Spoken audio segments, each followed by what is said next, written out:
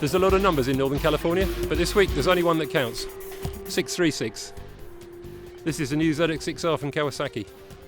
It's got 636cc capacity, it's got traction control and a whole load of other changes, and we're here at Thunderhill Park, north of San Francisco, to see how it goes.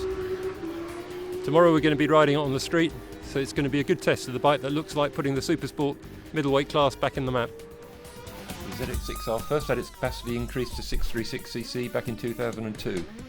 And Kawasaki kept that engine size the following year for the aggressive all-new ZX-6R B1 that was one of the models with which the firm relaunched itself as a maker of high-performance bikes. One key difference between those old 636cc models and this new Ninja is that this time round the extra capacity comes from a longer stroke rather than a bigger bore. That's because Kawasaki are trying to make this ZX-6R a more rideable street bike. What we did is really concentrated to how we can make this product to the street direction. So this is the main point of the development direction. So of course already we have the racing performance. So how much we can add street performance on this bike without losing racing mind. The changes to the 16-valve motor include new cams, reshaped ports, new pistons, and it gets a high-tech FCC slipper clutch with a lighter action. It also has a bigger airbox, new fuel injectors, and a modified exhaust that links all the four downpipes. This bike also gets some high-tech electronics, adapted from other models including the ZX-10R and the ZZR1400. There's a choice of two power modes. There's also a three-way adjustable KTRC traction control system. Chassis changes are aimed at improving comfort and usability as much as performance.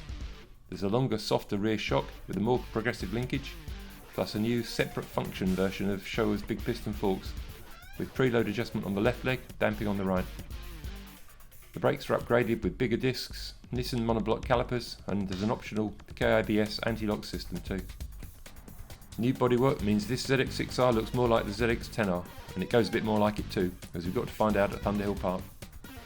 It's hilly and technical, sort of a less posh version of Laguna Seca, so a fantastic place to put the Kawasaki to the test. Here we are on the main straight, and first thing to say about the bike is it's really fast in a straight line. Over 140 and it's still accelerating hard in fifth gear, and I have to brake at the end of the straight, tip it into this fast uphill left-hander down 2 gears, very short straight down another one for this much longer left. It goes on and on and on, this one, and the bike here really good, really stable. It's a long corner, you're on part throttle all the way around, and the bike just tracks around really well. It's got these R10 track day Bridgestones on, which were very good, especially in really glad of them around this tricky off-camber right-hander, which was looked a bit dodgy the surface, but the bike did really well. And here's where it's really good, flicking right to left through here. It's just incredibly light steering, one of the lightest steering bikes I've ever known, but very stable, up over the hill, down the crest, a bit like the Cool Spirit Laguna Seca. Again, it pulls from about 7,000 here, which is about as low as the revs ever get on the track, but pulled fine there, but most of the time you don't need to worry about that, because you're keeping it really above 11,000 between there and then the red line, which is 16,000, and just flicking through the gears. Gearbox is really good. Turning in through here fast, a couple of left-handers which takes really well. There's a bit of a dip in one of them. Up the hill towards the chicane, steers really well through here, uphill chicane over the route, and the bike goes light. The handlebars, you can see the flick of the handlebars there as it goes down, plunging down the hill. Picking up speed again. There's the hardest bit of braking down here, really hard into here, and the brakes, the uprated Nissan radial calipers and the bigger disc doing a really good job.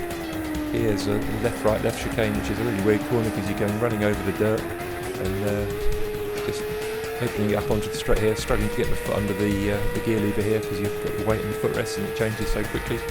Up here, down and into another hard bit of braking. Bike just moving around a fraction, probably could have done with firming up the suspension a fraction at the front, but here it's running wide, tipping it back in hard on the acceleration, traction control, just maybe kicking in a couple of times there, but most of the time in level 1 you don't really feel it. And again back onto the straight and it's accelerating through the gears again, that's the lap. Next day it's a whole lot more relaxed.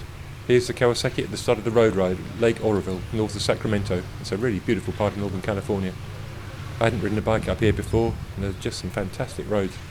And I have to say the ZX-6R was really impressive. The engine was very good, smooth and free revving, pulled pretty well through the mid-range, although to be honest I'm not sure it really noticed a great deal of difference between this bike and the previous 599cc one.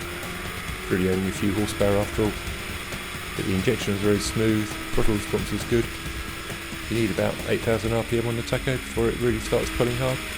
But it will accelerate fine below that speed, just not massively strongly. Typical middleweight really, but probably just a bit stronger than the other Japanese fours. Here I'm following the other riders and the pace is pretty relaxed and the Kawasaki was comfortable enough. I'm very tall and didn't feel particularly cramped, although the riding position is naturally pretty racy. And unfortunately there's no adjustability of the bars or footrests. But I thought legroom was reasonable.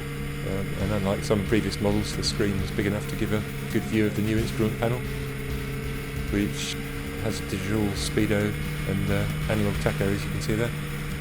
This is the bend where we did some of the photographs, and after that I went off on my own, and you can see here that through a lot of the bends I wasn't really revving it anything like as hard as the track, keeping it between 8 and about 12,000 RPM most of the time, and it was really pulling fine at those speeds, really strongly. Certainly pretty quick. You can adjust the traction control on the move, also the power mode, although I couldn't see much point in the low power mode, which just cuts the maximum to about 80% all the way through. Didn't really need it on a middleweight like this. It was very docile power delivery at low revs. But traction control could be very useful on slippery roads, and this is the first Japanese middleweight to get it. Really big difference with this bike I thought was how comfortable it was for a super sports bike, mainly due to the suspension. For the road, the Kawasaki mechanics had put it back to standard after firming it up and adding a 4mm shim in the shock to tip the rear end up a bit on the track yesterday. In the standard settings it just really felt plush, with very good ride quality. The roads were pretty smooth, but the Kawasaki just made them feel even smoother, and I think that'll be a big benefit in normal road riding for most riders. So that's one significant change really, I think, and really backs up what Yoshihiro Masuda, the project leader, had said they were planning to do with this bike. Handling was still really good on standard showroom settings. The bike was very stable and steered with a light touch on the bars, and the front end was firm enough to let me use the super powerful brake hard too. Overall I think Kawasaki have done an excellent job with this Ninja. The other Japanese firms seem to have pretty much abandoned the class, but Kawasaki have given it their best shot, and they produced a bike that works as well on the street as it does on the racetrack, and which really brings the middleweight super sports class back to life.